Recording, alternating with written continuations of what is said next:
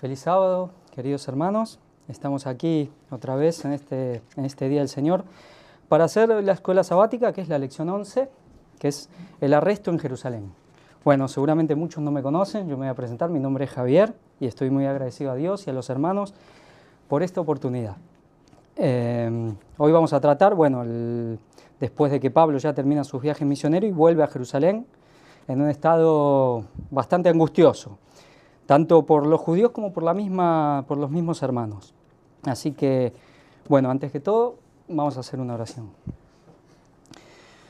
Querido Padre Celestial, Señor y Dios nuestro, te damos gracias por este gran día de sábado que tú nos regalas cada semana desde el inicio de la creación. Gracias porque en este día tú te manifiestas en tu pueblo y nosotros reconocemos y declaramos ante el mundo que tú eres nuestro Dios, que tú nos has creado, nos has salvado y un día volverás a buscarnos para llevarnos a esa amada patria celestial. Te pedimos que nos bendigas con el don del Espíritu Santo, que se hablen tus palabras, que traigas sabiduría y entendimiento para que podamos conocerte más y seguir aprendiendo y esforzándonos en la gracia para lograr aquella salvación tan deseada. Bendice a tu pueblo en toda la ancha faz de la tierra, también a los que nos están siguiendo y los que lo verán más adelante, que esto pueda ser para bendición y que haya fruto de vida eterna. Te lo agradecemos todo y te lo pedimos en el nombre de Jesús. Amén. Amén. Bueno,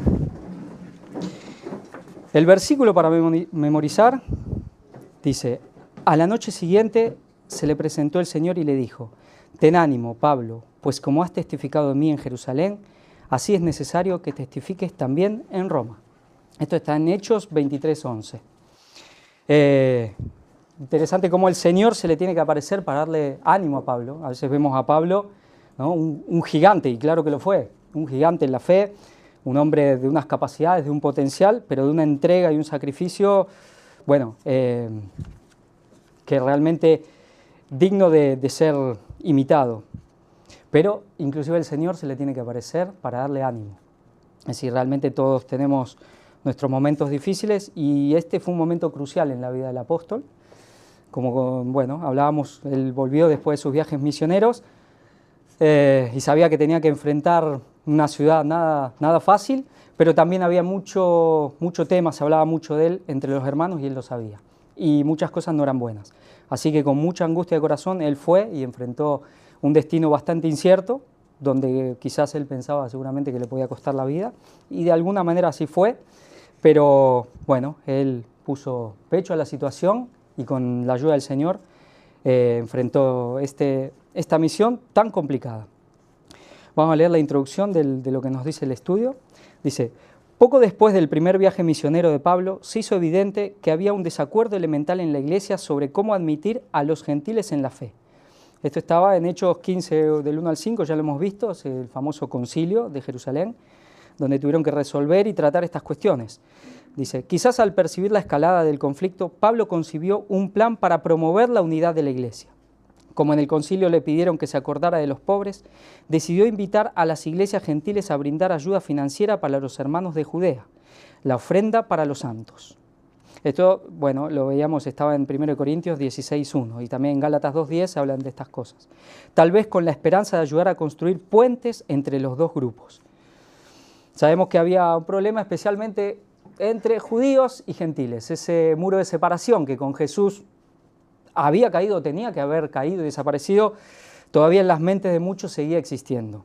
Y Pablo lo sabía muy bien y, iba a tratar, por eso tenía como una doble misión, tanto para los judíos, el pueblo que tanto él amaba, sus hermanos que, habían rechazado y crucificado al Señor, pero que él estaba dispuesto, y ya lo contaba en Romanos, a hacer anatema por la salvación por ellos. Y también para los hermanos, para poder a ver si podía quitar todos esos prejuicios que seguían existiendo con respecto a la tradición judía. A veces cuesta tanto sacarnos ciertas cosas de la mente, ¿no? Dice: esto podría explicar su determinación de ir a Jerusalén al final de su tercer viaje, a pesar de los riesgos. Por un lado, tenía un amor sincero por sus compatriotas judíos, lo que hablábamos, está en Romanos 9, del 1 al 5. Por el otro, anhelaba ver una iglesia unida. Esto también está en Gálatas 3:28 y 5:6. La gente que lo quiera buscar. dice, como los judíos y los gentiles eran salvos por igual, no por las obras de la fe, no por las obras, sino por la fe. Perdón. Cualquier marginación social entre ellos, basada en los requisitos ceremoniales de la ley, iba en contra de la naturaleza inclusiva del Evangelio.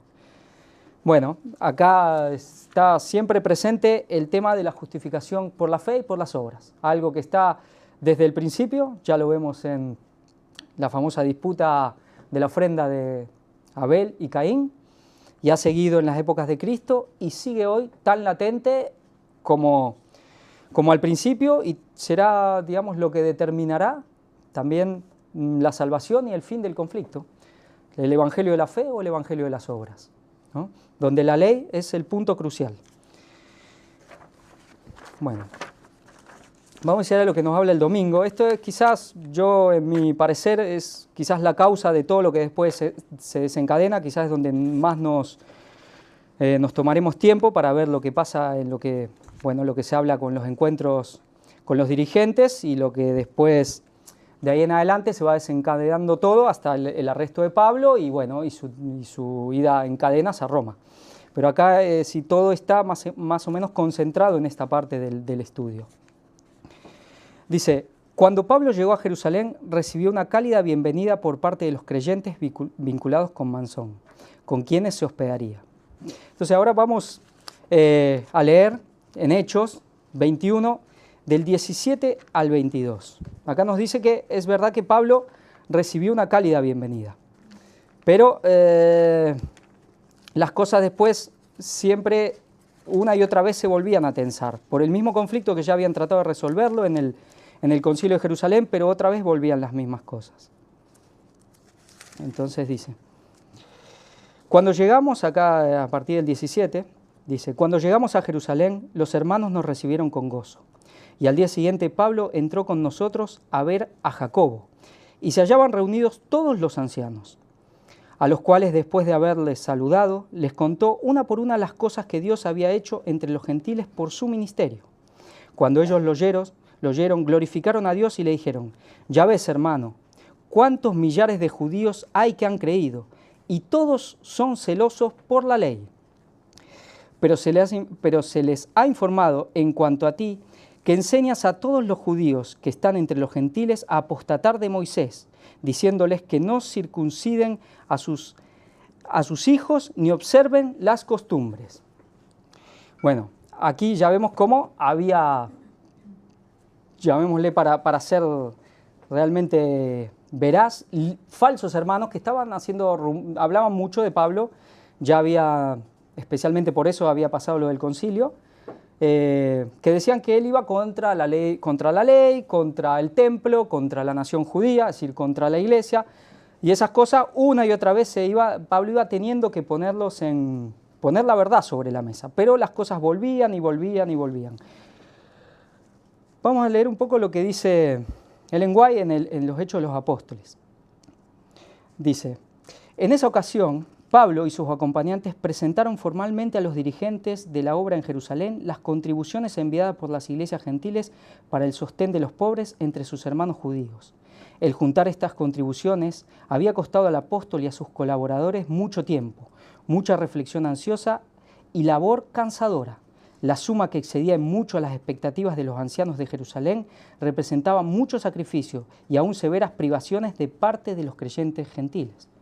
Dice, estas ofrendas voluntarias expresaban la lealtad de los creyentes gentiles a la obra de Dios, organizada en todo el mundo, y todos debieran haberlas recibido con agradecimiento.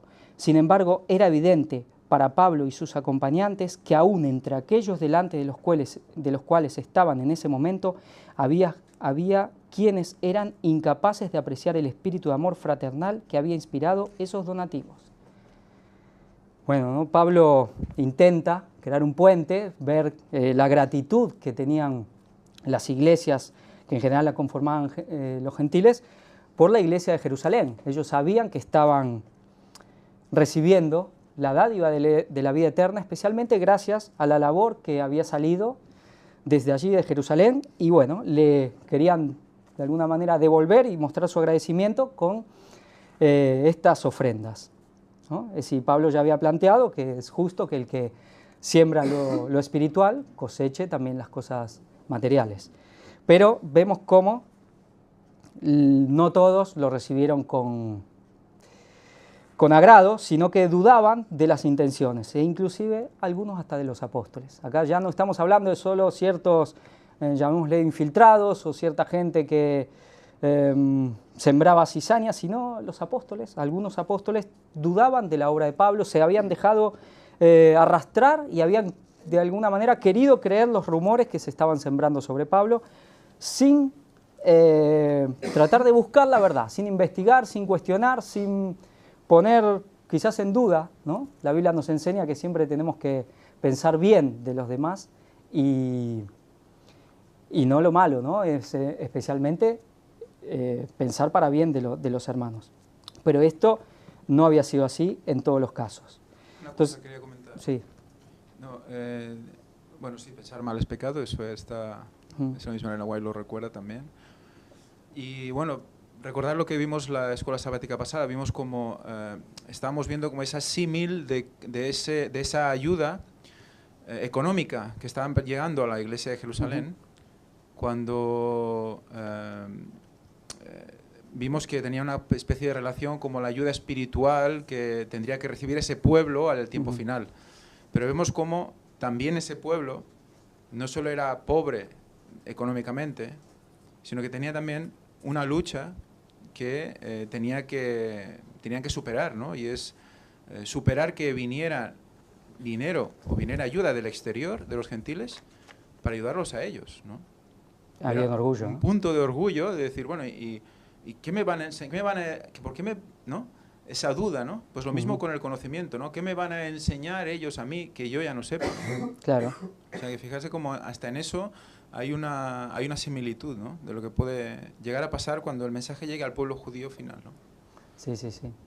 Así que lo que vemos aquí es interesante en esta lección, que generalmente vemos mucho el conflicto con lo que es, para llevarlos a tiempos de hoy, la iglesia organizada. Pero acá ya vemos un conflicto interno, que ya lo hemos visto un poco, pero acá quizás en cierta mayor medida, porque se había realizado el Concilio de Jerusalén, aparentemente todo se había aclarado, inclusive todos habían sido convencidos, pero las cosas se habían vuelto. Creo que para Pablo fue mucho más pesado esto, seguramente, humanamente para él, ¿no? Porque las cosas aparentemente se habían enviado cartas, él había intentado. Ahí Ellen White nos cuenta cómo él siempre había estado intentando hacer las cosas adaptándose a las situaciones de los gentiles, pero sí respetando y obedeciendo claramente lo que se había decretado en el concilio. Pero sin embargo las cosas seguían. Entonces también hay un hecho que nos pone en nosotros a mirar como remanente que somos, que ya un poco, bueno, de alguna manera separados de la iglesia organizada, pero que no todos los conflictos son con la iglesia organizada, sino que pueden surgir cosas entre nosotros, ¿no? Es decir, celos, contiendas, orgullos, hacer diferencias entre unos y otros. Y este es el hecho de que por eso fue una situación complicada y muy, muy delicada, aquí que nos cuenta en la lección y que también nos habla cada uno en este sentido. La sierva del Señor nos pone, es decir, Ellen White, de que Pablo, digamos, cuando Pablo cuenta todas las cosas, dice que ellos sintieron que los métodos de trabajo seguidos por el apóstol llevaban el sello del cielo.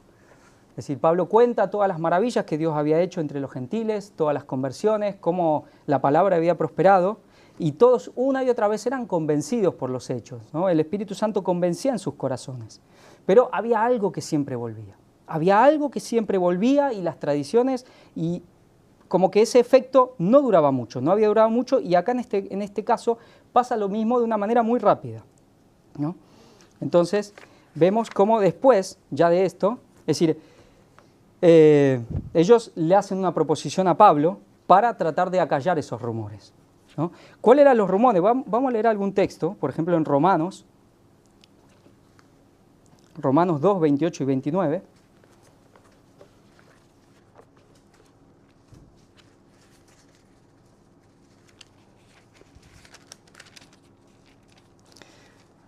Dice, pues no es judío el que lo es exteriormente, ni es la circuncisión la que se hace exteriormente, en la carne, sino que es judío el que lo es en lo interior, y la circuncisión es la del corazón, en espíritu, no en la letra, no en letra, la alabanza del cual no viene de los hombres, sino de Dios.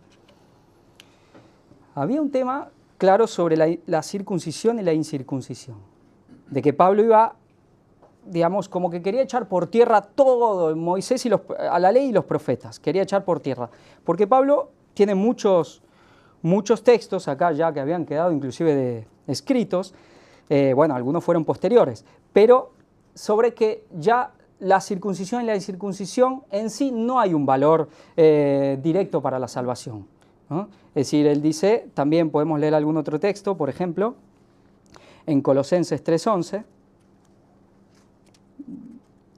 y hay varios más.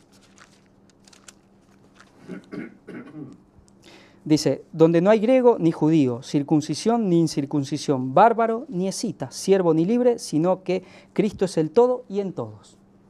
Entonces los rumores eran eso, no, predica contra el templo, predica contra la ley, predica contra todo lo que Dios le había dado al pueblo judío, como que, bueno, si el tema es aceptar a Cristo, que hoy se habla mucho, ¿no? Esto, aceptar a Cristo y ya está. Hágaslo, puedes hacer lo que quieras prácticamente, ¿no? Mientras aceptes a Cristo, mientras confieses que Jesús es el Salvador, ya no hay ningún requisito, ninguna demanda que obedecer. Hoy esto es también el conflicto final va a ser a raíz de esto, ¿no? Si todavía está en vigencia la ley moral o no. Acá sabemos que todas estas cosas son referidas a la ley ceremonial. Y acá Pablo tiene otros, ¿no? Pero también lo dejaba claro, que no hay la circuncisión y la incircuncisión, sino guardar los mandamientos de Dios es lo que vale. Pero, bueno, estas cosas no se acababan de aclarar en el mismo Jerusalén, ¿no?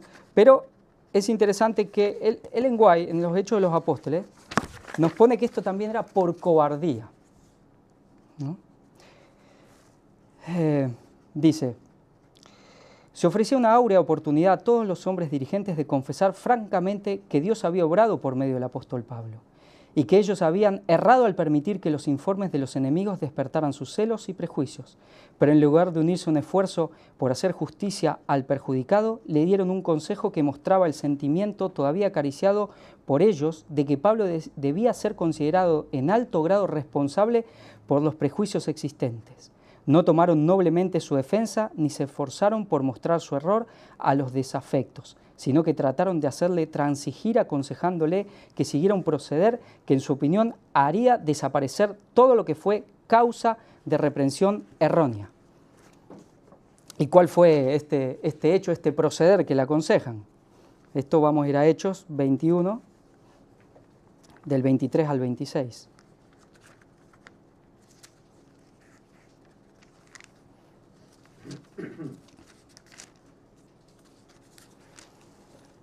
Dice, haz pues esto que te decimos. Hay entre nosotros 4 hombres que tienen obligación de cumplir voto. Tómalos contigo, purifícate con ellos y paga sus gastos para que se rasuren la cabeza. Y todos comprenderán que no hay nada de lo que se les informó acerca de ti, sino que tú también andas ordenadamente guardando la ley. ¿Pero de qué ley se referían acá? ¿De la ley moral? ¿No? Este era un voto de nazareos, estamos todos hablando de las leyes ceremoniales, que eran las que, bueno, ya habían quedado superadas con el sacrificio de Cristo. Pero en cuanto a los gentiles que han creído, nosotros les hemos escrito determinando que no guarden nada de esto, solamente que se abstengan de los sacrificados a los ídolos, de sangre, de ahogado y de fornicación. Dice, entonces Pablo tomó consigo a aquellos hombres y al día siguiente, habiéndose purificado con ellos, entró en el templo para anunciar el cumplimiento de los días de la purificación, cuando había de presentarse la ofrenda por cada uno de ellos. ¿Y qué pasó? ¿No? Acá tratan de hacer algo, le hacen un consejo para agradar a los judíos, para que no se diga todo lo que están diciendo, que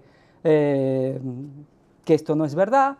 Es verdad que había cosas malintencionadas, digamos, de parte de los que daban estos informes, ¿no? Como que Pablo echaba por tierra todo lo antiguo, y eso no era así, pero sí había una verdad que él ya decía que esto, que ya no era necesaria, la circuncisión, las leyes ceremoniales, todo este tipo de rituales, que se habían cumplido completamente en la cruz. Pero acá, por agradar a los judíos, los apóstoles hacen este consejo. ¿Pero qué hace Pablo? ¿Se pone firme en lo que él creía, en lo que había predicado? ¿O quiere agradar a los apóstoles también? Vamos a leer porque acá, bueno, Ellen White siempre lo expresa de manera clara, para que no queden dudas. Dice, los hermanos esperaban que Pablo, al seguir el proceder aconsejado, pudiera contradecir en forma decisiva los falsos informes concernientes a él. Le aseguraron que la decisión del concilio anterior respecto a los conversos gentiles y a la ley ceremonial estaba todavía en vigencia. Pero el consejo que le daban ahora no estaba de acuerdo con aquella decisión. El Espíritu de Dios no había sugerido esta instrucción. Era el fruto de la cobardía. Es interesante ver que estamos hablando de una época donde ya se había manifestado el Espíritu Santo con todo poder, ya se hacían milagros, se predicaba de una manera con una contundencia y una fuerza quizás nunca vista, ¿no?, en la iglesia. Pero sin embargo seguía viendo estas cosas, ¿no? Todo a veces vemos, y también, bueno, hay un dicho, ¿no? Mal de muchos, consuelo de tontos. Pero a veces cuando vemos ciertas cosas humanamente, bueno, podemos aliviarnos de que nuestra situación no es desesperada. Porque vemos como grandes hombres de Dios en sus momentos álgidos también han fallado. Así que bueno, cuanto más nosotros, ¿no? Quería comentar esto, ¿no? Que efectivamente quizás el enemigo, uno de los mayores que tenemos enfrente es las convenciones sociales, ¿no? El querer formar parte inconscientemente de tu entorno, y eso a veces nos hace ser cobardes a la hora de decir claramente las cosas, ¿no? Eso quizá es una de las losas que tenemos más pesadas encima a la hora de dar el mensaje. Nadie nos amenaza todavía de muerte, pero es verdad que sí que vemos el peligro de la muerte social, ¿no? Y eso es algo que, en fin, que nos cuesta superar a veces, ¿no? Sí. Dice, los dirigentes de la iglesia de Jerusalén sabían que por no conformarse a la ley ceremonial, los cristianos se acarrearían el odio de los judíos y se expondrían a la persecución. ¿No está pasando hoy lo mismo? No hay miedo por la persecución. Sabemos lo que pasa en la iglesia, en la organización, pero aquí eran ellos los que habían caído en este miedo, ¿no? También es algo que, por eso pienso que esto nos habla mucho a nosotros, ¿no? Nosotros aquí nos consideramos que somos un remanente, que somos el remanente que Dios está formando, pero vemos que no estamos exentos a tener problemas entre nosotros, a tener cobardía, a tener celos, orgullos, ¿no? Y a querer de alguna manera hacer las cosas para evitar la persecución.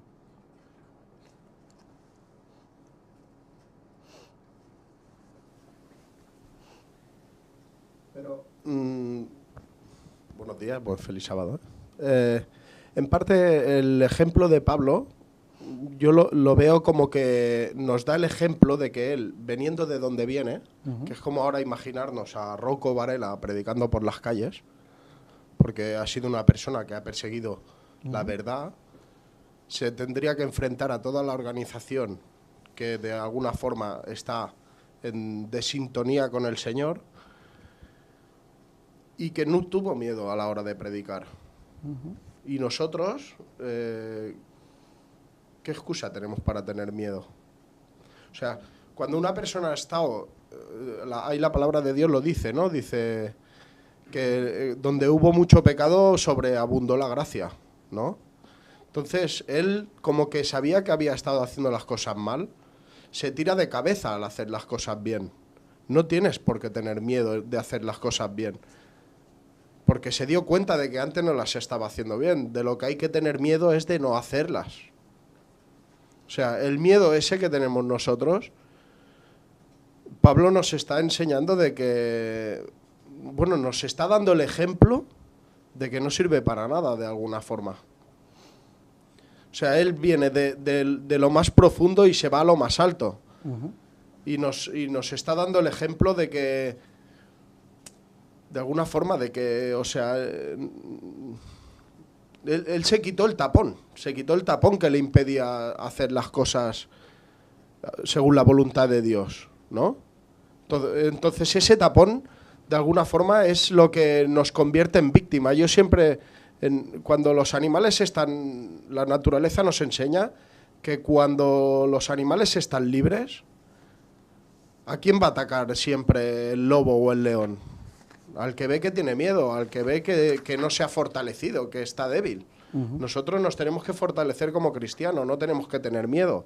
¿Por qué? Porque vamos a ser la primera víctima que vamos a caer, ¿no? Entonces Pablo ahí nos está dando un ejemplo. Por eso es una persona bíblicamente que ha tenido mucha controversia. ¿Por qué? Porque ha ido desde lo más, digamos, desde lo más mundano a lo más alto, ¿no? Como persona ha sido un gran ejemplo. Y por eso los suyos lo odiaban. ¿Por qué? Porque supo decir, esto no es así, ¿no? O sea, de alguna forma yo creo que esa valentía y esa fe que Pablo tuvo en ese momento la tenemos que hacer nuestra también. Y sobre todo ahora, al tiempo del fin. Sí, porque no vamos a poder decidir tanto. Va a tener que ser lo blanco blanco y lo negro negro. No podemos tener ese miedo o esa duda. Él es el ejemplo, ¿no? De alguna forma, dentro del hombre, ¿no? El ejemplo es Cristo, pero él es un ejemplo de transformación también, ¿no? Sí, sí. Yo quería comentar algo antes de, bueno, de lo que estaba hablando, lo que estamos hablando, ¿no? Lo que estaba hablando Rafa, muy, muy interesante. Y decir que Pablo, en su momento, claro, se enfrentó a que tenía que tomar una decisión, la tomó, siguió el camino. Él sabía que ese camino no iba a ser un camino fácil, porque él veía, porque él estuvo anteriormente en el otro lado, ¿no? Y vio el celo frenético que tenía y que era capaz de hacer lo que fuera por lo que él creía, ¿no? Entonces él vio que ahora se iba a enfrentar a eso mismo atrás. ¿Pero qué hizo? ¿Eso le impidió que avanzara? No. Y esto es la carrera del cristiano. Claro. Nosotros sabemos que no vendrá un camino de rosas, que todo será más difícil cada vez más. Pero que en esa dificultad Dios nos ha prometido que ahí va a estar Él. Entonces, el miedo o la incredulidad o lo que sea no nos puede paralizar a hacer la voluntad de Dios, sino que sabemos que vendrán luchas porque el diablo no se queda quieto, pues adelante, porque solamente con la ayuda de Dios lo podemos lograr. Si nos quedamos atrás, pues claro, ya somos rehenes del enemigo y nos irá peor que estar con Dios, obviamente. Exactamente. Es decir, aquí se ven un poco nuestras debilidades, ¿no? Es decir, en la hora de la prueba es donde ahí se ven las cosas, cómo estamos realmente, cómo estamos. Pero, bueno, lo que también vemos en esta lección, como siempre el Señor está ahí y no desampara a su pueblo ni a sus hijos. Dice, muchos de los judíos que habían aceptado el Evangelio tenían todavía en alta estima la ley ceremonial y estaban muy dispuestos a hacer concesiones imprudentes, esperando ganar así la confianza de sus compatriotas, quitar su prejuicio y ganarlos a la fe de Cristo como Redentor del mundo. Pablo comprendía que mientras muchos de los miembros dirigentes de la iglesia de Jerusalén continuaran abrigando prejuicios contra él, tratarían constantemente de contrarrestar su influencia. Tenía la impresión de que por si alguna concesión razonable pudiera ganarlos a la verdad, podría quitar un gran obstáculo para el éxito del Evangelio en otros lugares, pero no estaba autorizado por Dios para concederles tanto como ellos pedían. Entonces aquí vemos una línea muy delgada. Es decir, unos y otros querían, cediendo un poquito, dice, para ganarlos. La iglesia quería ceder un poco, agradarlos un poco a los judíos para ganarlos para el Evangelio, para que el Evangelio progrese. Y Pablo hace lo mismo, sabiendo el error que estaban haciendo, que se estaban equivocando, por eso él hace exactamente lo mismo. Entonces, eso nos hace meditar mucho a nosotros, ¿no? Este tema, este equilibrio entre no irnos ni mucho para un lado ni para el otro, para el progreso del Evangelio, y a veces cómo nos podemos engañar pensando que lo hacemos para el bien del Evangelio, aunque seamos sinceros y haya buenas intenciones, pero nos podemos desviar del camino. Creo que rompo una lanza a favor, no sé si eso está bien dicho, ¿no? A favor de Pablo, en el sentido de que vivía en la línea constantemente. Claro, exactamente. Él vivía constantemente en el límite para llegar a todos. Se hacía de ellos para llegarles, ¿no? Y entonces ahí Satanás tiene todo el campo preparado para que en un momento en el que él por alguna razón no estuviera al 100% por alguna razón, pues se viera caído en el hoyo, ¿no? Y es que ese es el juego, o sea, ¿dónde nos toca vivir a nosotros? ¿En un lugar de seguridad? ¿En un lugar apartado de los gentiles, por llamarlos de alguna manera? ¿O de los no creyentes? ¿Un lugar siempre acompañado de los nuestros y no expuestos a lo que hay fuera? Tenemos que vivir ahí, ese es el frente, ¿no? La línea de fuego siempre es la línea más dura, es la que está en contacto frente con el adversario. En este caso, el adversario es una palabra quizás demasiado exagerada, ¿no? Pero el enemigo está ahí y quiere que en esa línea tú perezcas. O sea, que estaba siempre jugando en el límite, y eso, claro, hace que, bueno, veas que evidentemente que hasta Pablo puede caer, ¿no? Claro. Y eso tiene que, bueno, no tiene que excusarte, pero sí que tiene que darte, pues, un poco más de comprensión hacia ti mismo, ¿no? Por lo que muchas veces nos pasa, que nos machacamos de una manera espectacular, ¿no? Exacto. Y creo que el Señor permitió que pasaran estas cosas con todas estas personas que estábamos hablando, Elías, Moisés o Pablo, para que veamos que no hay uno que se escape de poder tropezar por querer hacer lo bueno, ¿no? Sí, acá justamente el lenguaje habla que cuando pensamos en ese gran amor, ¿no? El gran deseo que tenía Pablo de estar en armonía con los hermanos, el amor que sentía por su pueblo, no nos debe sorprender que haya sido constreñido y se haya sentido inclinado a hacer esto, ¿no? Es decir, es comprensible humanamente, ¿no? Ya cuando, digamos, si queremos ver un caso donde esto nunca ha pasado, ya vamos a Jesús y ya no mucho más, ¿no? Puede ser que en la Biblia haya algunos personajes como Daniel o Juan el Bautista que no se nombran pecados, pero sabemos que los han cometido, ¿no? Pero si no, ya estamos hablando del Señor. Yo quería comentar algo, bueno, con respecto a lo que decía Ángel de estar en esa línea. Bueno, en general todos siempre la estamos, ¿no? Sí, sí, sí. Por una u otra cosa nos pasa, pero otra cosa es ponerse en esa línea voluntariamente. Claro. O sea, que los motivos no sean los que tienen que ser, ¿no? Exactamente. Otra cosa es que, mira, yo porque me gusta, voy a estar así un poco en ese voy y vengo, ¿no? Pablo lo hacía por predicar el evangelio. Sí, sí, sí. Y era Pablo, obviamente, que no decía que no podía caer, claro que podía caer, pero la relación que tenía con Dios era sumamente muy unido a Él. Entonces nosotros, claro, queremos dar el evangelio, tenemos que ser astutos, ¿no? Para poder darlo y para poder estar ahí sin contaminarnos. Pero, ¿qué debemos de hacer antes? Es ese día con día, de estar con Dios, en oración, estudiar la palabra para no poder caer. Y otra cosa es que tú, mira, voluntariamente digas, ay, me voy a ir ahí un poco con los incrédulos, pero porque a mí me gusta. Claro. Pero no porque quiera dar el mensaje. Sí. Obviamente que no podemos agradar a todos, y Jesús eso sí tenía claro y lo decía, que él a quien quería agradar era su Padre, ¿no? Pero nosotros no es más fácil que perdamos a veces de vista, y bueno, y ahí justo un error, ¿no? Y este error de Pablo de alguna manera precipitó todo eso que él quería evitar, toda una crisis que se le vino encima. Pero cuando vemos la actitud también de la iglesia, dice que había hombres, nos cuenta el lenguaje, que querían, bueno, esto está claramente en la Biblia, que querían dar un método de acción de acuerdo a sus ideas humanas, ¿no? A su sabiduría humana. Dice, estos hombres habían perdido de vista el hecho de que Dios es el maestro de su pueblo, que todo obrero de su causa ha de adquirir una experiencia individual en pos del divino dirigente, sin mirar al hombre en procura de dirección, que sus obreros deben ser amoldados y moldeados no de acuerdo con ideas humanas, sino según la similitud con lo divino. Ahora, acá también hay una línea difícil. ¿Cómo hacemos para no tener un espíritu también demasiado independiente? Sabemos que Dios siempre establece una iglesia y que hay una autoridad también en la iglesia, ¿no? en su pueblo siempre. Entonces, también acá podemos correr el riesgo de hacernos demasiado independientes y tener un criterio, nuestro criterio también.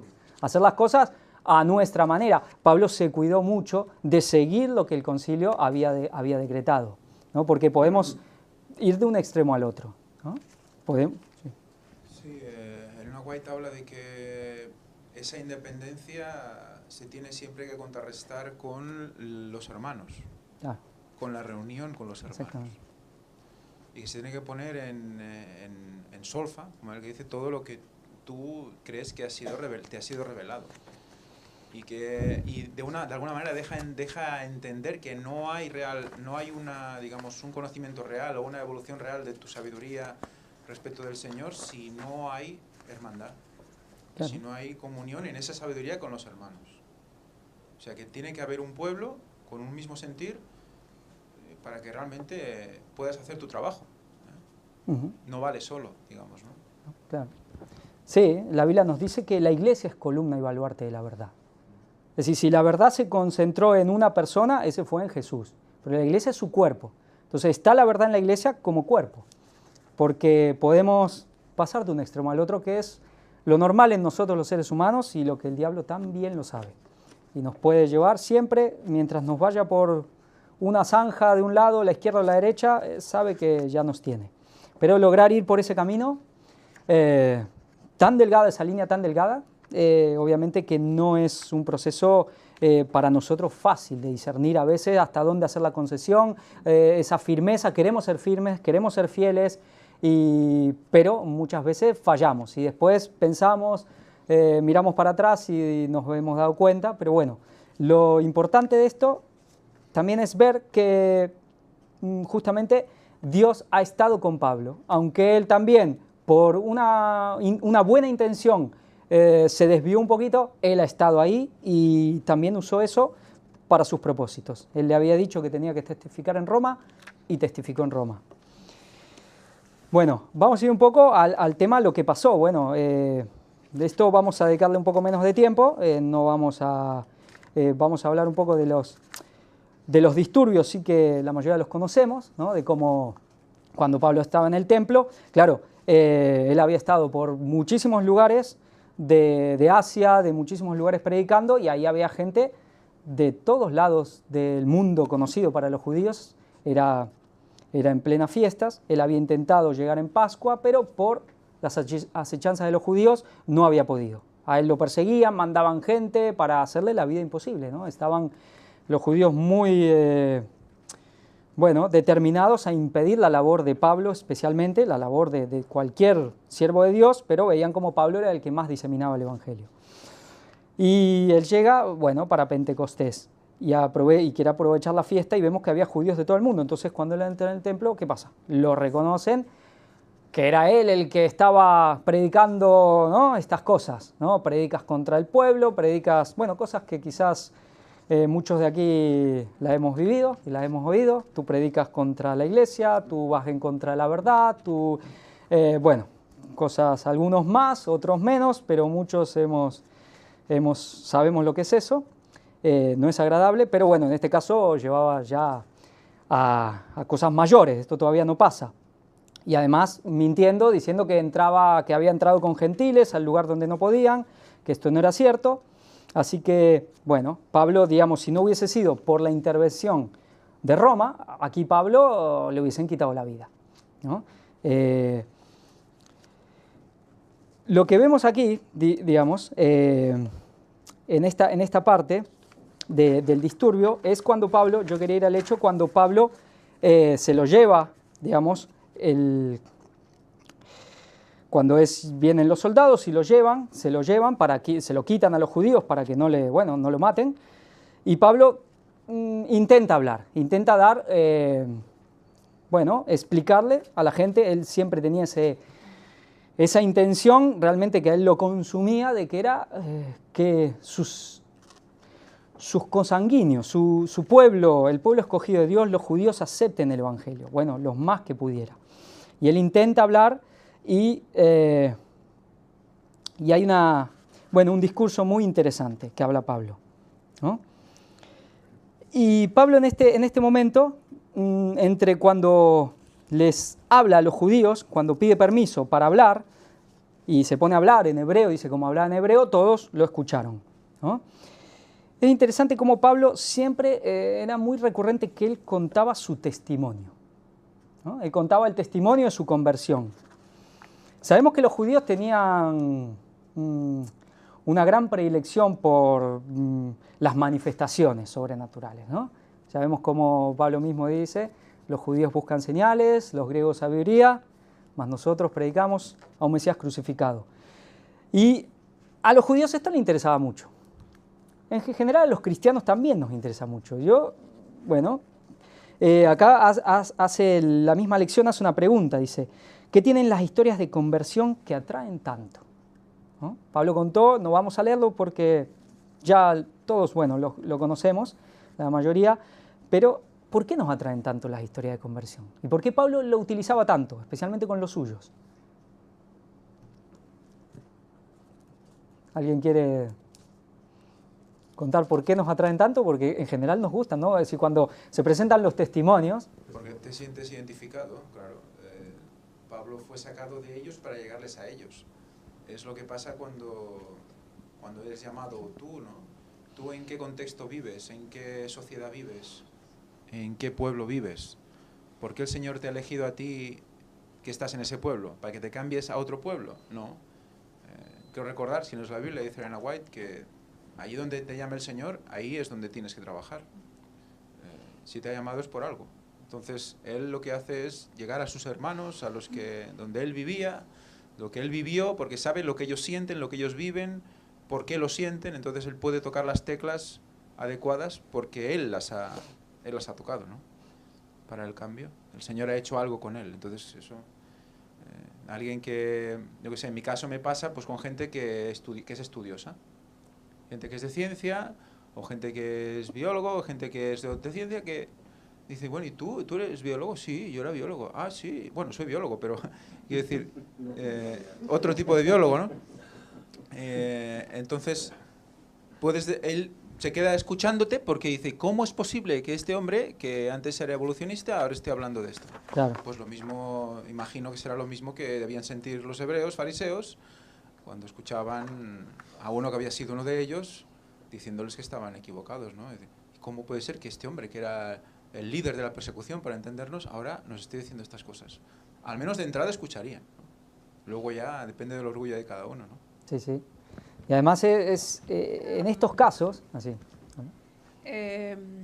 Porque, por la pregunta que hace, ¿no? Porque Pablo quería llegar directamente a los corazones, ¿no? de cada uno de ellos, de aquellos que estaban súper preparados y los otros no.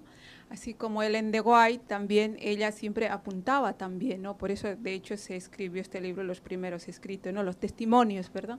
Los testimonios, ¿para qué? Para poder llegar, ¿no? A los corazones de los hermanos y aquellos que no estaban también conversos. Entonces, por eso es que creo que Pablo, ya que con las palabras, a lo mejor, bueno, que había mucha gente que no lo sabía, pues entonces él quiso contarnos sus testimonios. De hecho, nosotros siempre que hemos ido a algún sitio, ¿no? Hemos, por lo menos también en mi caso, contar, ¿no? Y como muchos, ¿no? nuestro testimonio de cómo ha sido, ¿no? Porque cómo nos hemos convertido, ¿no? Entonces, eso ablanda el corazón también, ablanda, prepara para recibir el mensaje. Generalmente en estas experiencias se ve la iniciativa de Dios. Bueno, siempre cuando Dios actúa nos sorprende y son cosas que no se pueden predecir ni imaginar. Cuando se hace una película de ficción, de una historia cristiana, preficción, nunca es lo mismo que cuando es una historia verídica, porque ahí es donde vemos a Dios, cuando obra Dios, cuando Dios entra de manera potente en la historia personal. Claro, y siempre es muy también asombrosa. Muchas historias, la mayoría de las conversiones, bueno, creo que todas las conversiones en el fondo son maravillosas. Son un milagro, son, aparte de la alegría, son maravillosas. Todas las conversiones realmente creo que es algo que nos pasa a todos, que nos gusta escuchar cuando la gente, bueno, nos cuenta su experiencia, aunque ya estemos en la fe. Pero es verdad, como se dice, que esto es muy provechoso también para que la gente conozca. Presentar los argumentos, presentar lo que dice la palabra, la cuestión doctrinal, presentar las profecías, es un don, también un valor agregado maravilloso, pero cuando podemos presentar nuestro testimonio personal, también eso toca mucho a la gente, ¿no? Eso toca mucho, porque es importante también que sepamos tocar el corazón, tocar la mente y el corazón de las personas, ¿no? Es una manifestación del amor, la paciencia y el poder de Dios, del Espíritu Santo, de cómo transforma a las personas. Sí, sí, sí. De cómo una persona que puede ser un enemigo potencial de un cristiano se transforma interiormente para formar parte también del pueblo de Dios. Y cómo Dios tiene paciencia con nosotros, porque antes de que nosotros nos transformáramos, también nos podría haber destruido, pero veía que éramos teníamos potencial. Igual que al igual está pasando ahora con gente del mundo, que quizá Dios sabe cuándo le va a llegar el momento, nosotros tenemos que demostrar nuestro amor hacia ellos también, aunque estén distantes, porque quién sabe si esa persona va a ser otro Pablo. Al igual le llevan tiempo llamándole, pero la paciencia de Dios es la paciencia de Dios. Al igual la nuestra no es la misma. Al igual estamos deseando que desaparezca del planeta Tierra y esa persona al igual tiene un llamado y una misión que cumplir, que luego va a ser la que quizás nos acabe de transformar a nosotros también. O sea, ahí estamos viendo el poder de Dios y el verdadero amor de Dios, ¿no? Sí, sí. De cómo nos ama sin merecérnoslos, en parte. Sí, sí, y cómo nos encuentra, bueno, estemos donde estemos. Generalmente Y cuando estamos Él viene, viendo la magia estamos bien del poder hundidos de en la el fango, ¿no? transformación del espíritu, claro. Y con esto de los testimonios hay que ir un poco con cuidado. Sí, Porque también. los testimonios están muy bien y hay que darlos. Pero no deben ser dados para llevar al sentimentalismo de las emociones. Exacto.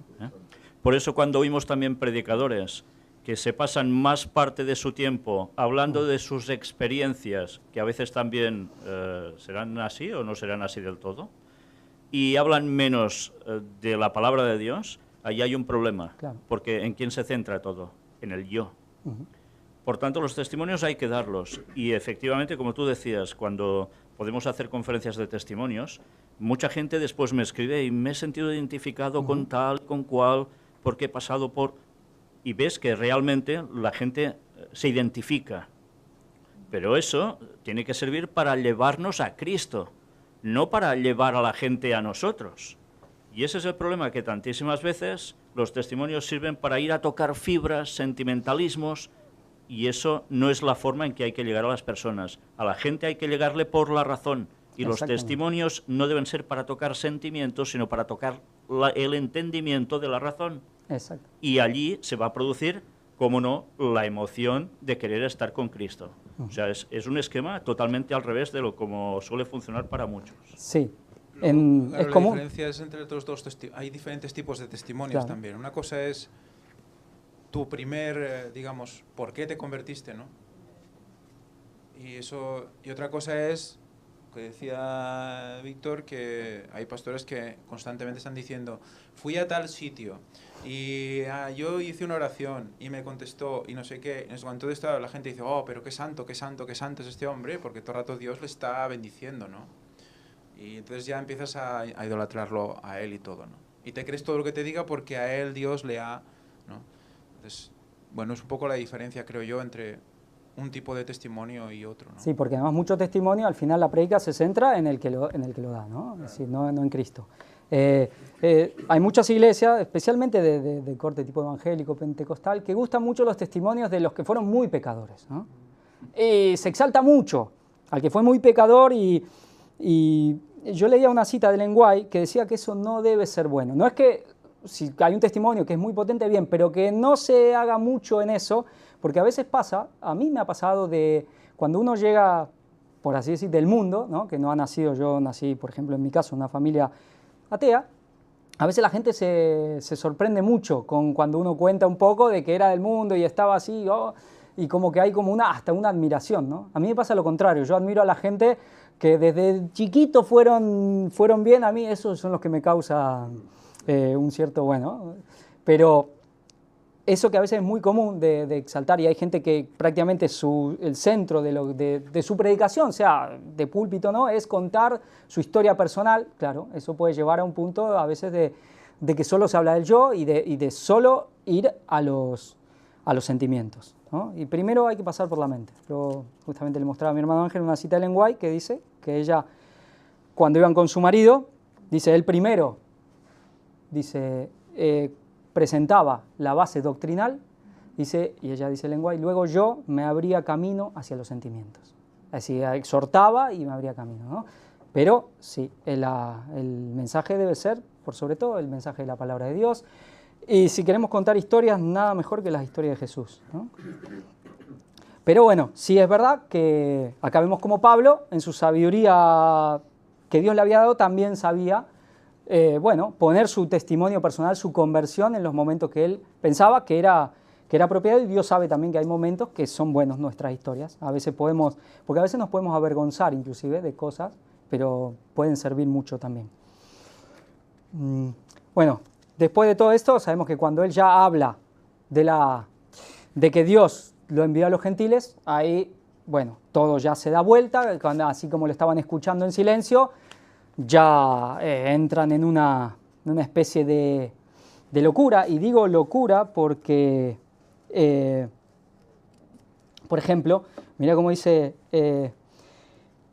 y dando ellos voces y arrojando sus ropas y echando polvo al aire, mandó el tribuno que le llevasen a la fortaleza y ordenó que fuese examinado con azotes para saber por qué causa clamaban así contra él.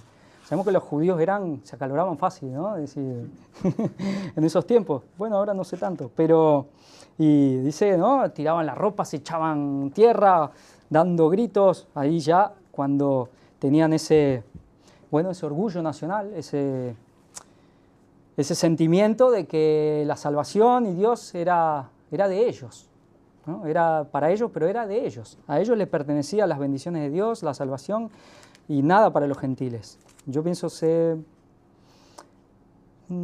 pueden encontrar similitudes hoy, de que por ahí tengamos, algún reparo, especialmente quizás si alguien ha sido por mucho tiempo del pueblo de Dios, ¿no? Es decir, me refiero a la iglesia adventista por sobre todo, que también hay un cierto orgullo, ¿no?, del gran conocimiento, de la gran luz que se ha dado, ¿no? Y a veces también yo lo he visto como un menosprecio a todo lo que es de afuera, y a veces ve gente como en su poca luz está buscando sinceramente, ¿no? Y tienen tanto derecho al evangelio, ¿no?, como cualquiera. Pero sabemos que las cosas se repiten y de alguna manera, aunque no exactamente igual, las cosas vuelven siempre, son de la misma manera. La clase política con los nacionalismos es lo que provocan, de hecho. Pues también. Pero bueno, y luego ya Pablo es llevado al Sanedrín y él comienza su defensa, ¿no? Esto está en Hechos 23 del 1 al 5. Porque acá el comandante romano, cuando vio que Pablo era inocente, digamos, ante la ley romana, no eran todas cuestiones de la ley, cosas religiosas de los judíos, entonces de alguna manera lo lleva al Sanedrín para que asuma el caso. Bueno, si estos problemas de ustedes, de su religión, todo, háganse cargo ustedes, ¿no? Y aquí vemos Pablo, cuando empieza, dice: entonces Pablo, mirando fijamente al concilio, dijo: varones hermanos, yo con toda buena conciencia he vivido delante de Dios hasta el día de hoy. Hasta el día de hoy. El sumo sacerdote Ananías ordenó entonces a los que estaban junto a él que le golpeasen en la boca. Y aquí vemos la reacción de Pablo. Entonces Pablo le dijo: Dios te golpeará a ti, pared blanqueada. ¿Estás tú sentado para juzgarme conforme a la ley y quebrantando la ley me mandas golpear? Vemos que Pablo tenía un temperamento, ¿no?, fuerte, de los temperamentos fuertes que se habla, ¿no? Entonces Pablo estaba juzgando cuando dijo eso. pared blanqueada, No, dice, ¿no? La claro, palabra de es Jesús. que parece que lo esté juzgando, ¿no? No, no se puede juzgar, cuidado. Hay que decir las cosas como son, y a veces gustan o no gustan. Y evidentemente cuando toca decirlas claras, toca decirlas claras. Y él estaba como portavoz de Dios dando un mensaje rotundo a la persona que tenía allí. Entonces, no, es que no hay que juzgar. Cuidado, porque a veces malinterpretamos también las cosas. Hay cosas que hay que decirlas cuando tocan. Y desde luego, si es siervo de Dios, pues estate atento, por si acaso, como mínimo, por si acaso. Sí, sí, sí. Los que le rodeaban presentes dijeron: al sumo sacerdote de Dios injurias. Pablo dijo: no sabía, hermanos, que era el sumo sacerdote, pues escrito está: no maldecirás a un príncipe de tu pueblo. Aquí Pablo igual siempre tenía esa cortesía, ¿no? Siempre lo vemos, era un hombre muy cortés, que sabía realmente tratar muy bien a las personas. Y acá demuestra también el amor que él tenía por la palabra de Dios, ¿no? Por la ley, ¿no? Él muestra también siempre a los judíos, creo que nunca tuvieron excusa cuando estuvieron ante él, de decir las cosas que decían. Pablo realmente mostraba un amor hacia la ley, hacia todo lo que estaba en la palabra de Dios, lo que era el Antiguo Testamento en ese tiempo, solo que bueno, exponía claramente que todas esas cosas, los sacrificios ceremoniales, toda la ley ceremonial, apuntaban al Cordero de Dios, y eso ya se había cumplido, con lo cual ya no tenían valor en sí, ¿no? El sacrificio ya estaba hecho, ya esas cosas podían, bueno, ir quedando atrás tranquilamente. Después dice: entonces Pablo, notando que una parte era de saduceos y otra de fariseos, alzó la voz en el concilio: varones hermanos, yo soy fariseo, hijo de fariseo, acerca de la esperanza y de la resurrección de los muertos se me juzga. Acá, bueno, muchos vemos a veces cómo Pablo fue ingenioso.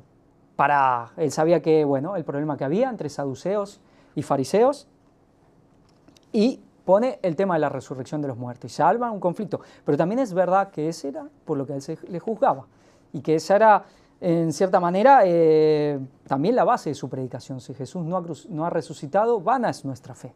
Es decir, aunque el hecho donde nosotros meditamos y donde están encerradas o atesoradas todas las riquezas de la gloria, del conocimiento de Dios, es en la cruz, claro, si no resucitó, pues fue un crucificado más y nada más, ¿no? Pero Pablo también, digamos, aunque es verdad que esa era su predicación y que era por lo que se le juzgaba, es como que también usa de astucia, que a veces también los cristianos fallamos bastante, ¿no? Dice Jesús que los hijos de este siglo son más sagaces, ¿no?, en el trato con los hombres que los hijos de la luz. Pero Pablo también. Ahora, aquí entonces comienza un gran alboroto. Dice: el Sanedrín estaba compuesto por saduceos y fariseos que estaban enfrentados en una serie de cuestiones. Una de ellas era la doctrina. Los saduceos, por ejemplo, cuyo canon bíblico incluía solo los primeros 5 libros de Moisés, el Pentateuco, no creían en la resurrección de los muertos. No obstante, la declaración de Pablo era más que una táctica inteligente para distraer al Sanedrín, dado que su encuentro con el Jesús resucitado camino a Damasco era la base de su conversión y su ministerio apostólico. La creencia en la resurrección era el verdadero problema por el que se lo juzgaba. Ninguna otra cosa podría explicar cómo había cambiado su antiguo celo para llegar a ser lo que era ahora. Si Jesús no había resucitado entre los muertos, entonces su ministerio no tenía sentido. Ahora, a veces, no sé si se han cuestionado por qué los saduceos creían lo que creían. Dice que no creían ni en ángel, ni en la resurrección, ¿no? ¿Y por qué creían lo que creían? Creían solo en el Pentateuco. Eso también los samaritanos, ¿no?, que rechazaban los libros de los profetas y todas esas cosas. Bueno, es interesante porque el catolicismo también ha heredado de ahí, no solo de fariseos. Hay toda una corriente gnóstica, ¿no? De alguna manera se han unido, pero también ha mamado el catolicismo, por así decir, de ahí, de esta corriente. Y ellos eran los que tenían realmente el poder religioso, no quizás ante el pueblo, el respeto del pueblo lo tenían en especial los fariseos, pero el poder político a nivel de la nación, económico, lo tenían especialmente los saduceos. Y recordamos la parábola de Jesús cuando van y le cuestionan a Jesús y le hacen la pregunta: maestro, que no hay un hombre, una mujer que tuvo un esposo, eran 7 hermanos, se murió uno, se murió el otro, se murieron todos, cuando esté en el cielo, ¿de quién va a ser la mujer? ¿Y qué les dijo Jesús? Erráis conociendo las Escrituras. Erráis, ¿no? Porque no conocéis las Escrituras ni el poder de Dios. Ese texto, bueno, hay muchos que lo usan, dice, cuando Jesús dice, yo soy el Dios de Abraham, el Dios de Isaac, el Dios de Jacob, y Dios no es Dios de muertos, sino de vivos. Hay muchos que usan eso también para defender el tema de la inmortalidad del alma, ¿no? Pero justamente Jesús está diciendo, Dios ¿no? De que están muertos ellos, pero para Dios están vivos, ¿no? Pero bueno, el tema de los saduceos es interesante porque uno dice, bueno, ¿y en qué les interesaba entonces? ¿Qué les interesaba? Si no creían en nada, no creían en... Como que Dios, bueno, ya se ocupaba de otras cosas. Estaba ahí, había quizás creado las cosas, pero ya no se interesaba mucho por el hombre, digamos. Entonces, claro, eran muy materialistas, eran muy pragmáticos, les interesaba el poder. Bueno, es que recordemos que todo esto se debe a la estancia en Babilonia. A partir de allí se forman todo este tipo de creencias que para nada eran del pueblo de Dios, pero que entraron los conceptos paganos ahí dentro y hacen una adaptación de paganismo con judaísmo. A partir de aquí empiezan a salir distintas secciones o sectas entre ellos y, como siempre se ha dicho, además, cada judío es un pensamiento distinto. Por eso siempre ha habido tanto lío entre ellos, ¿no? Y algunos países hemos heredado bastante ese tipo de conceptos, ¿no? Que se lo digan también aquí a Cataluña, ¿no? Bueno, pues suele pasar mucho así. Y todo eso, pues, ¿qué es? Causa de conflictos. Lo que pasa es que ya se empezaron a unir en ciertos grupos para tener más fuerza y poder controlar al pueblo. Pero claro, lo que habían introducido allí, pues es lo que tú vienes a decir, ¿no? Hay un tipo de creencias que desde luego tiraban más a tema gnóstico que a otra cosa. Sí, sí. Y bueno, y lo interesante también es que, esto nos lo detalla bien el lenguaje, que dice que cuando se arma este alboroto, los saduceos querían matar a Pablo. Pero los fariseos eran los que con ardor lo defendían. Digamos, ahí fueron los saduceos los que defendieron a Pablo, ¿no? No es que todos, ¿no? Y dice, y habiendo grande disensión, el tribuno, teniendo temor de que Pablo fuese despedazado por ellos, mandó a que bajasen soldados y le arrebatasen de en medio de ellos y le llevasen a la fortaleza, ¿no? Pero ¿qué decían los fariseos? Ningún mal hallamos en este hombre, que si un espíritu le ha hablado o un ángel, no resistamos a Dios, ¿no? Es decir, ellos sí habían escuchado y le interesaba la conversión de Pablo. Mira, ellos como que le daban mucha importancia. Pero ahí fueron los fariseos los que de alguna manera detienen a los saduceos que, si no quizás lo hubiesen también, bueno, Roma también estaba ahí siempre la guarnición romana, los judíos daban mucho problema en general a Roma, ellos ya los conocían, que era muy común que haya alborotos, entonces estaban siempre en guardia, como alertas con las cuestiones judías. Y ahí los llevan para, bueno, la fortaleza. De ahí es interesante donde, bueno, vemos lo que es el versículo que era de esta lección. Dice, esa noche, mientras Pablo estaba en la fortaleza, el Señor se le apareció con este mensaje de aliento. Ten ánimo, Pablo, pues como has testificado de mí en Jerusalén, así es necesario que testifiques también en Roma. Pablo ya en ese momento, ya sí, ahí nos cuenta el lenguaje cómo él ya se puso a pensar en su método de acción, de que quizás... Dice, después reflexionando sobre las arduas experiencias de aquel día, receló Pablo de que su conducta no hubiese sido agradable a Dios. ¿Acaso se había equivocado al visitar Jerusalén? ¿Le había conducido a ese desastroso resultado su gran deseo de estar en armonía con los hermanos? Pablo ya empezó a cuestionarse de que quizás estaba equivocado, pero el Señor mismo se le aparece. Aunque veíamos que quizás él se equivocó, no en visitar Jerusalén, pero en ceder a la presión de alguna manera de la iglesia, pero el Señor ha estado. Y con nosotros tenemos que tener esa fe, ¿no? De que Dios ha prometido que nos ama igual que a Jesús. Eso parece como, ¿no?, muy increíble, pero si lo dice la palabra es verdad. Nos miramos a veces nuestra situación, miramos tantos errores que cometemos, pero el Señor está. Si somos sinceros, si lo buscamos, si estamos queriendo hacer su voluntad, el Señor no nos abandona. Así que bueno, en esa noche tampoco el Señor se olvidó de su siervo, que tanto también se había sacrificado por su nombre. Al fin y al cabo, eso también valora, es lo que más valora, ¿no? Y lo que nuestra debe ser. Es verdad que nosotros queremos la salvación, queremos la vida eterna, pero si amamos a Dios por sobre todas las cosas, creo que glorificar su nombre es lo que más nos debe mover también. Pablo sentía una gran vergüenza también de cuál sería la visión de los gentiles al ver a los judíos actuando de esa manera, que por lo que ellos pensaban que eran detalles mínimos, querían matar a un hermano, ¿no? A un conciudadano. Y eso era una gran deshonra para el Señor. Y bueno, también nosotros,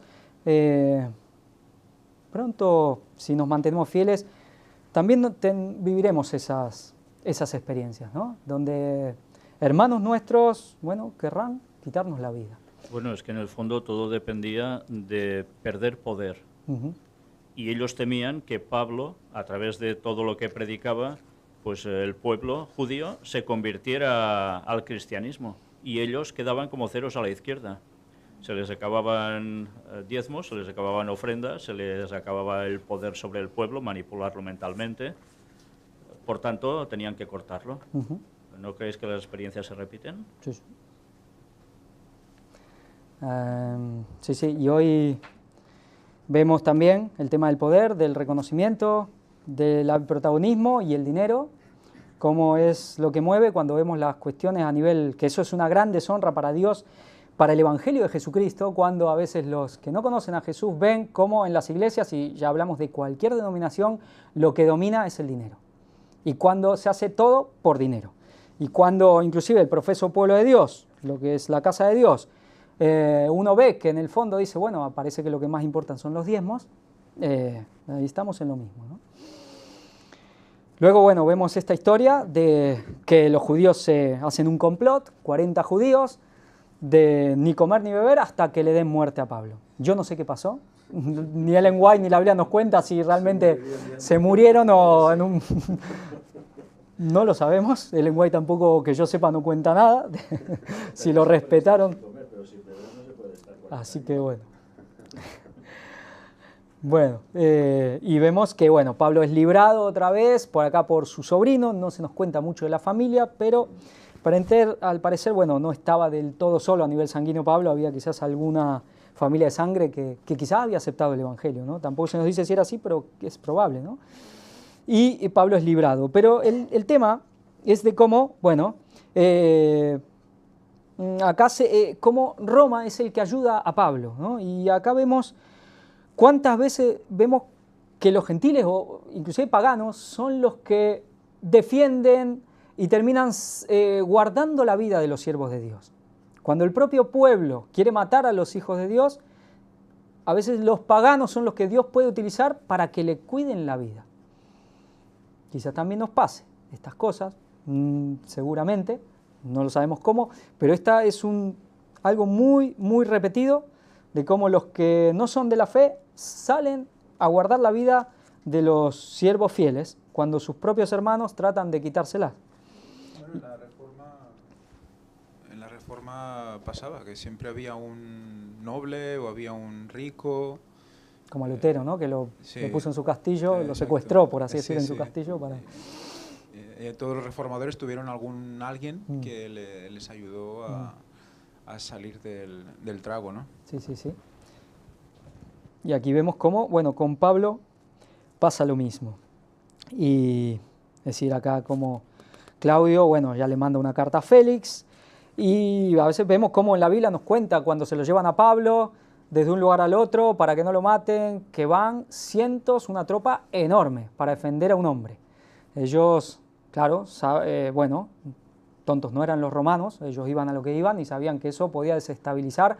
Vieron que la estancia de Pablo podía desestabilizar todo y armar una revuelta que por ahí iba a ser demasiado incontrolable o tomar, bueno, decisiones demasiado fuertes, y ellos también tenían que rendir cuenta al César, ¿no? De cómo iban sus regiones. Y acá se traslada con una guardia impresionante hasta Félix, ¿no?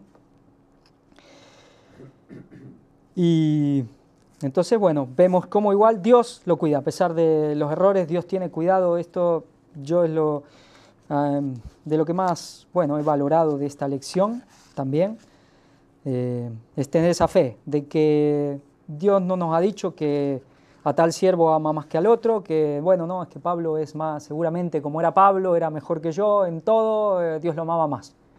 Pues no es lo que dice la Biblia. Es verdad que hay un valor y hay unas bendiciones de acuerdo a nuestra obediencia, lo que podemos hacer, pero el amor de Dios por recibir a Cristo está prometido, y como el amor es un poder, es un principio, tenemos que tener esa fe de que Dios va a estar con nosotros. No importa la situación que nos toque, no importa la posición, no todos estamos llamados a estar en la primera línea, a algunos les toca más adelante, a otros nos toca más atrás, pero cada uno somos parte del cuerpo de Cristo.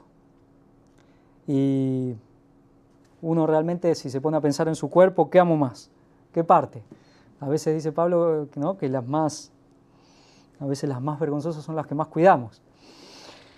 Pero bueno, y para terminar, acá hay en la misma lección, habla de unas citas de Ellen White, que son muy interesantes, y bueno, vamos a leer un poco de esto.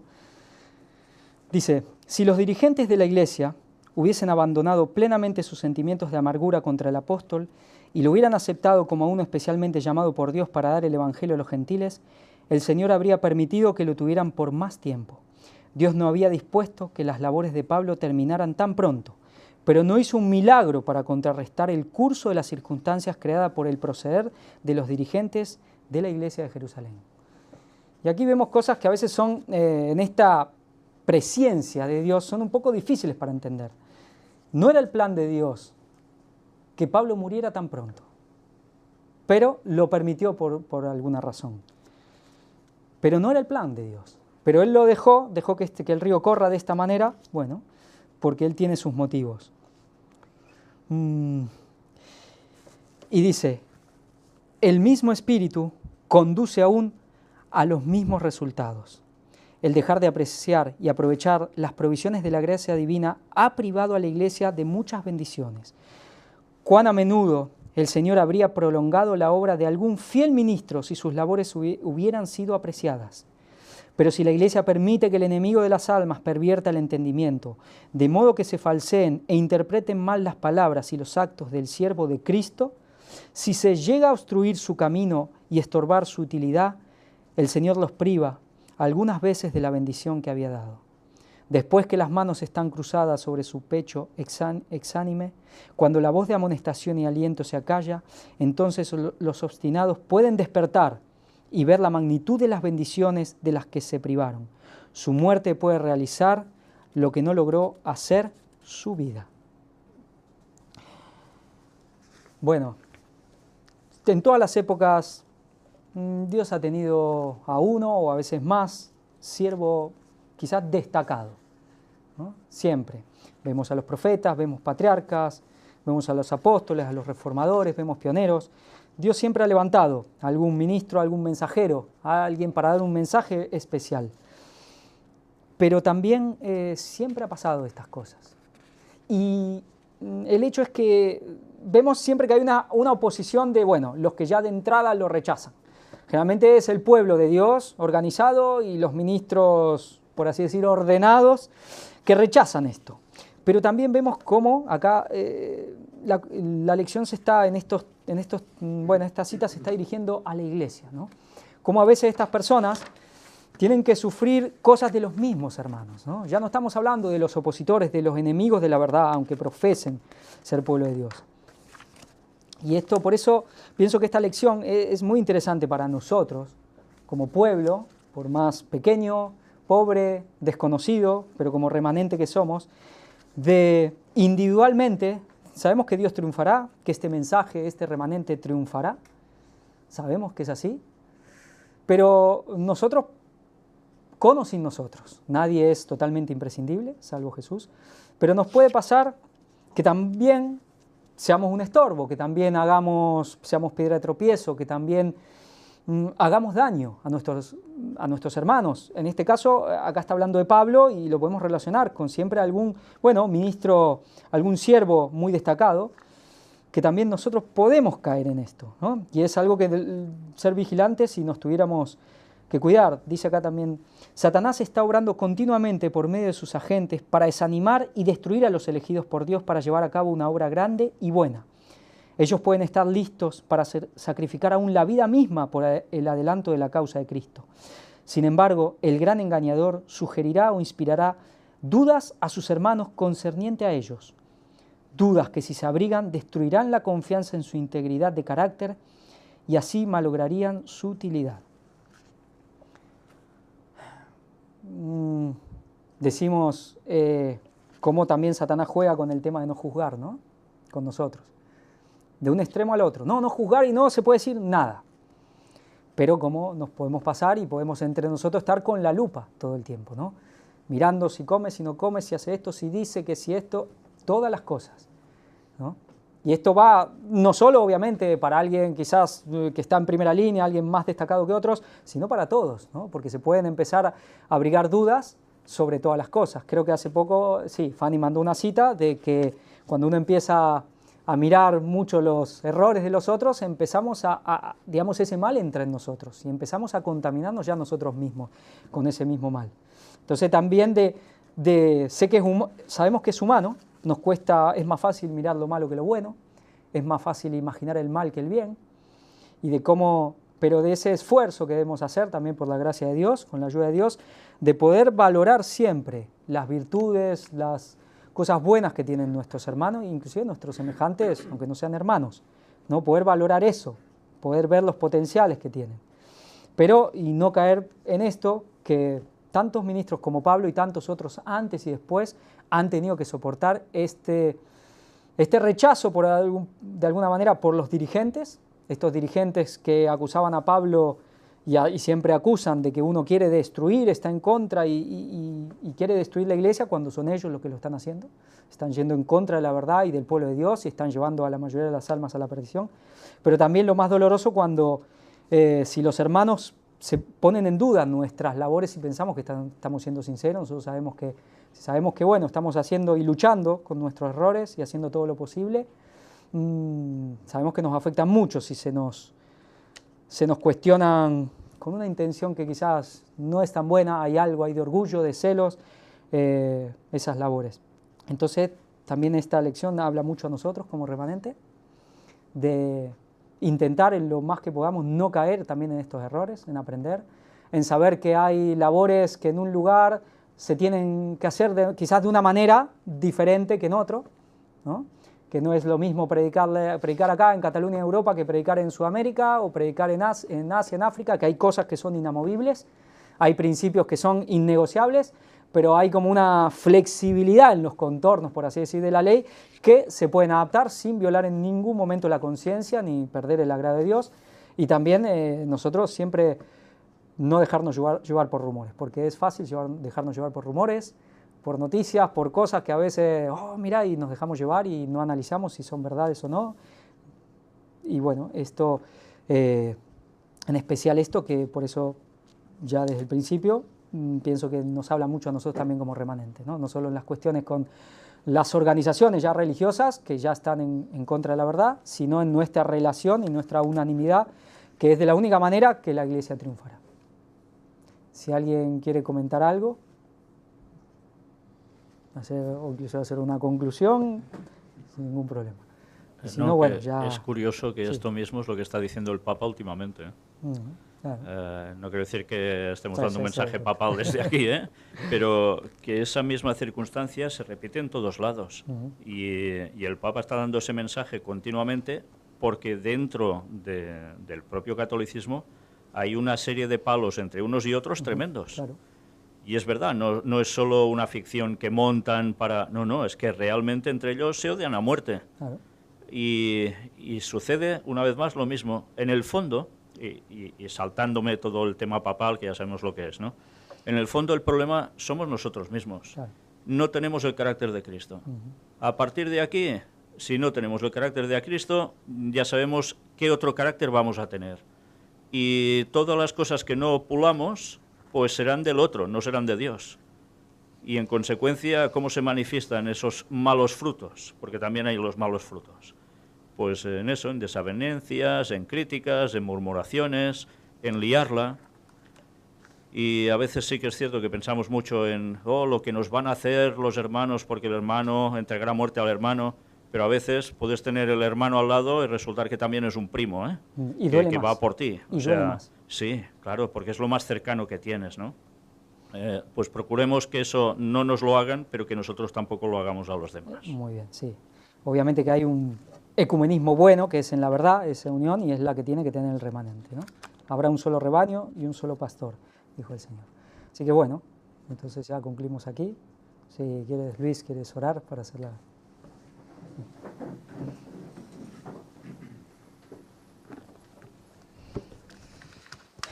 Bueno, pues Padre nuestro que estás en los cielos, gracias Señor por esta escuela sabática en la que tan importantes lecciones sábado a sábado vamos aprendiendo.